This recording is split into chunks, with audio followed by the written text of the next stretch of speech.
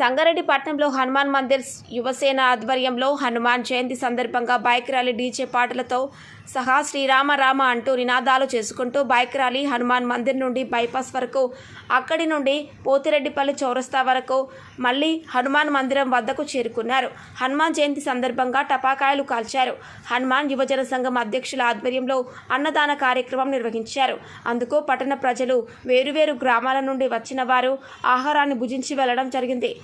హనుమాన్ యువజన సంఘం అధ్యక్షుడు మురారి మరియు ఉపాధ్యక్షులు బాలు, మురళి మరియు ప్రదీప్, చిట్టి, గిరి ప్రసాద్ వీరి ఆధ్వర్యంలో అన్నదాన కార్యక్రమం నిర్వహించడం జరిగింది. హనుమాన్ మందిర్ యువసేన అధ్యక్షుడు మురారి మాట్లాడుతూ, మాకు అనగా హనుమాన్ యువసేన అందరికీ చాలా సంతోషంగా ఉందని ఆనందం వ్యక్తం చేశారు.